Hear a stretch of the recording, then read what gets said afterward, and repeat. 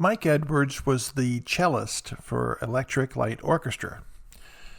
He was born on the 31st of May in 1948 in West London to Frank and Lillian Edwards. The family lived in South Ealing and went to school at Grange Primary School. He passed the 11+ exam and went to Ealing Grammar School for Boys, where an inspirational music teacher, John Railton, encouraged his love of music. Edwards joined the Electric Light Orchestra in 1972 and played with the band from their first live gig in Croydon until he departed of his own choosing in January of 1975. Previously, he had little interest in non-classical music, though he played on recording sessions for Barclay James Harvest.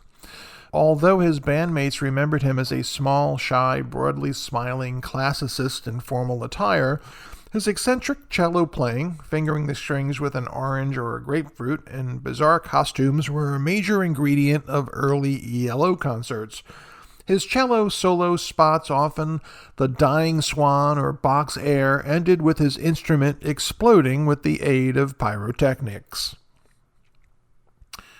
But let's talk about his death, because even by rock music's extreme standards, English cellist Mike Edwards suffered one of the strangest deaths in rock and roll history.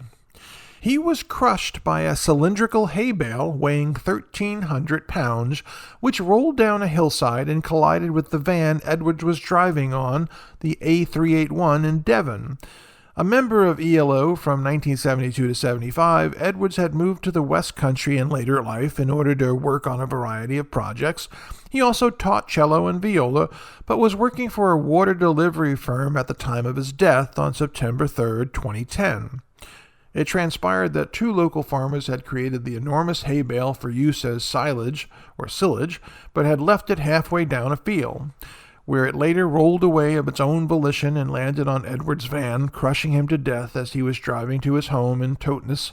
Despite the tragic outcome, a subsequent court case ruled that the two farmers were not guilty of health and safety violations.